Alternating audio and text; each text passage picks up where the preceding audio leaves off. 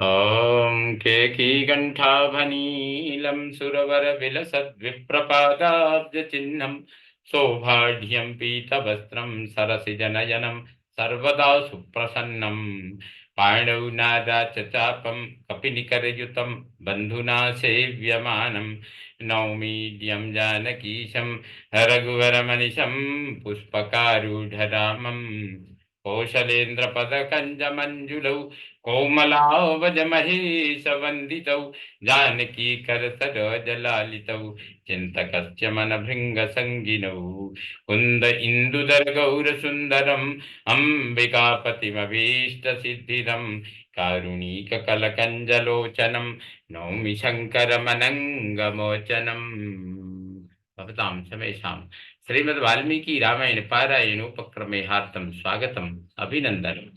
इदानीम् उत्तरकांडस्य 90तमः सर्गः आरभ्यते। इस सर्ग में अश्वमेध के अनुष्ठान से इला को पुरुषत्व की प्राप्ति। तथोक्तवती रामेतु तस्य जन्म तदद्भुतम् उवाच लक्ष्मणो भूयो भरतश्च महायशाः। श्री रामचंद्र जी जब पुरूरवा के जन्म की अद्भुत कथा कह गए, तब लक्ष्मण तथा महायशस्वी भरत ने पुनः प्रश्न किया। इलासा सोमपुत्रस्य संवत्सरमथोषिता अकरोत् किं नरश्रेष्ठ तत्त्वं संसितुमर्हसि।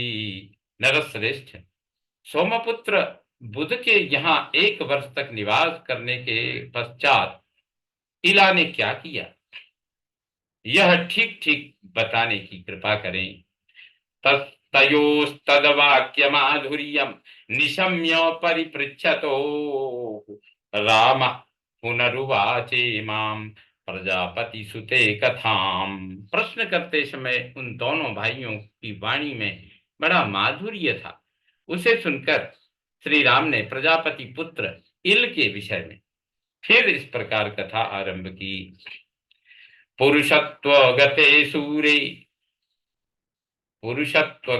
सूरे बुधः परम बुद्धिमान् संवर्तम परमोदारम आजुहाव महायशाः। सूरवीर, जब 1 मास के लिए पुरुष भाव को प्राप्त हुए, तब परम बुद्धिमान महायशस्वी बुध ने परम उदार महात्मा संवर्त को बुलाया। चवनम भृगुपुत्रं च मुनिम चारिष्टनेमिनं प्रमोदनम मोदकरम ततो दुर्वाससं मुनिम। भृगुपुत्र च्यवन मुनि, अरिष्टनेमि, प्रमोदन, मोदकर और दुर्वासा मुनि को भी आमंत्रित किया। एतान् सर्वान् समानीय वाक्यज्ञ तत्त्वदर्शन उवाच सर्वान् सुहृदो धैर्येण सुसमाहितान्। इन सबको बुलाकर बातचीत की कला जानने वाले तत्वदर्शी बुध ने धैर्य से एकाग्र चित्त रहने वाले इन सभी सुहृदों से कहा। अयम राजा महाबाहु कर्दमस्य इलः सुतः जानीतैनं यथा भूतम श्रेयो यत्र विधीयताम। ये महाबाहु राजा इल प्रजापति कर्दम के पुत्र हैं। इनकी जैसी स्थिति है उसे आप सब लोग जानते हैं। अतः इस विषय में ऐसा कोई उपाय कीजिए जिससे इनका कल्याण हो। तेषां संवदतामेव द्विजैः सह महात्मभिः कर्दमस्तु महातेजास् तदाश्रममुपागमत्। वे सब इस प्रकार बातचीत कर ही रहे थे कि महात्मा द्विजों के साथ महातेजस्वी प्रजापति कर्दम भी उस आश्रम पर आ पहुंचे। पुलस्त्य पुलस्त्यश्च क्रतुश्चैव पुलस्त्यश्चैव क्रतुश्चैव षट्कारस्तथैव च वषट्कारस्तथैव च पुलस्त्यश्चैव क्रतुश्चैव वषट्कारस्तथैव च ओंकारश्च महातेजास्तमाश्रममुपागमन्। साथ ही पुलस्त्य, क्रतु, वसटकार तथा महातेजस्वी ओंकार भी उस आश्रम पर पधारे।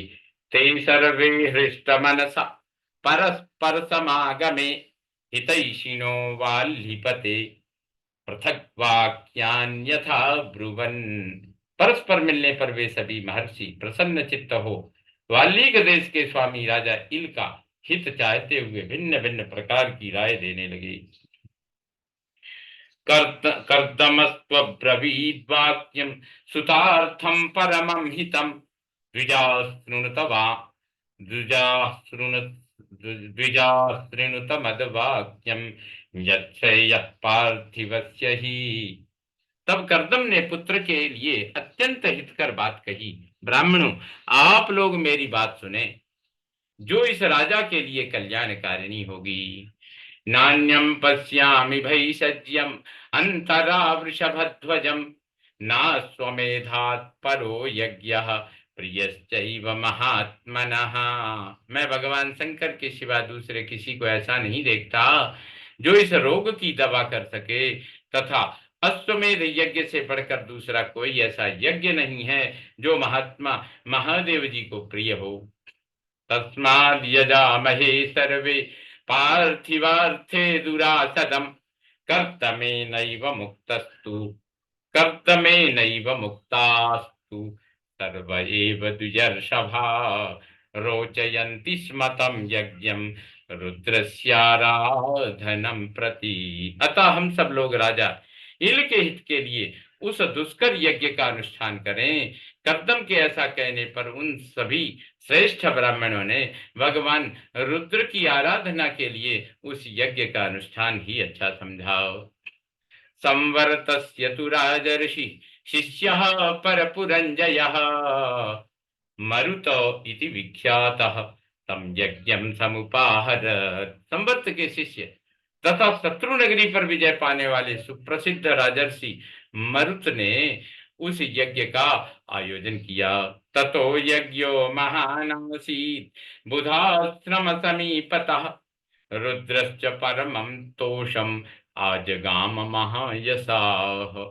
फिर तो बुध के आश्रम के निकट वह महान यज्ञ संपन्न हुआ तथा उससे महायशस्वी रुद्रदेव को बड़ा संतोष प्राप्त हुआ।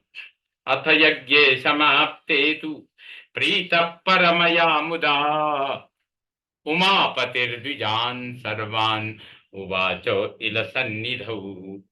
यज्ञ समाप्त होने पर परमानंद से परिपूर्ण चित्त हुए भगवान उमापति ने इल के पास ही उन सब ब्राह्मणों से कहा, प्रीतोस्मि हयमेधेन भक्त्या च द्विज सत्तमा अस्य वाह्लिपतेश्चैव किं करोमि प्रियं शुभम। द्विजगण श्रेष्ठ द्विजश्रेष्ठ गण, मैं तुम्हारी भक्ति तथा इस अश्वमेध यज्ञ के अनुष्ठान से बहुत प्रसन्न हूं। बताओ, मैं वाल्मीक नरेश इल का कौन सा शुभ एवं प्रिय कार्य करूं। तथा वदति देवीशे द्विजास्ते सुसमाहिता प्रसादयन्ति देवेशम यथा स्यात् पुरुषस्त्विला। देवेश्वर, शिव के ऐसा कहने पर वे सब ब्राह्मण एकाग्र चित्त हो उन देवाधिदेव को इस तरह प्रसन्न करने की चेष्टा करने लगे जिससे नारी इला सदा के लिए पुरुष इल हो जाए। ततः प्रीतो महादेव पुरुषत्वं ददौ पुनः इलायै सुमहातेजा दत्वा चान्तरधीयत। तब प्रसन्न चित्त हुए महातेजस्वी महादेव जी ने इला को सदा के लिए पुरुषत्व प्रदान कर दिया और ऐसा करके वे वहीं अंतर्धान हो गई। निवृत्ते हयमेधे च गते चा दर्शनम हरे यथा गतम द्विजा सर्वे ते गच्छन् दीर्घदर्शिनः। अश्वमेध यज्ञ समाप्त होने पर जब महादेव जी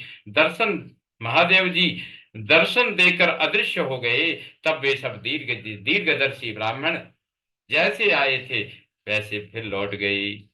राजा तु बाल्हिमुत्सृज्य मध्य देशे ह्यनुत्तमं निवेशयामास पुरं प्रतिष्ठानं यशस्करम्। राजा इल ने वालिक देश को छोड़कर मध्य देश में गंगा यमुना के संगम के निकट एक परम उत्तम एवं यशस्वी नगर बसाया, जिसका नाम था प्रतिष्ठानपुर। ससविंदुश्च राजर्षिः वाली परपुरंजय प्रतिष्ठाने इलो राजा प्रजापति सुतो बली। शत्रु नगरी पर विजय पाने वाली राजर्षि शशबिंदु ने वाली के देश का राज्य ग्रहण किया और प्रजापति कर्दम के पुत्र बलवान राजा इल प्रतिष्ठानपुर के शासक हुए। सकाले प्राप्तवान लोकम इलो ब्राह्मणोत्तमम इलः पुरुरवा राजा प्रतिष्ठानम अवाप्तवान। समय आने पर राजा इल शरीर छोड़कर परम उत्तम ब्रह्मलोक को प्राप्त हुए और इला के पुत्र राजा पुरुरवा ने प्रतिष्ठानपुर का राज्य प्राप्त किया। ईदृशो यस्वमेधस्य प्रभाव पुरुषर्षभौ स्त्रीभूत पौरुषम लेभे यच्चान्यदपि दुर्लभम। पुरुष श्रेष्ठ भरत और लक्ष्मण अश्वमेध यज्ञ का ऐसा ही प्रभाव है जो स्त्री रूप हो गए थे। उन राजा इल ने इस यज्ञ के प्रभाव से पुरुषत्व प्राप्त कर लिया तथा और भी दुर्लभ वस्तुएं हस्तगत कर ली। इत्यार्थे श्रीमद् रामायणे वाल्मीकि आदि काव्ये उत्तरकांडे 90तम सर्गस्थं पूर्णतां याति। ओम पूर्णमद पूर्णमिदं पूर्णात् पूर्णमुदच्यते पूर्णस्य पूर्णमादाय पूर्णमेवावशिष्यते। ओम शांति शांति शांति। सर्वे भवन्तु सुखिनः सर्वे सन्तु निरामया सर्वे भद्राणि पश्यन्तु मा कश्चित् दुःखभाग् भवेत्। ओम शांति शांति शांति। श्रीरामचंद्रो विजयते तराम।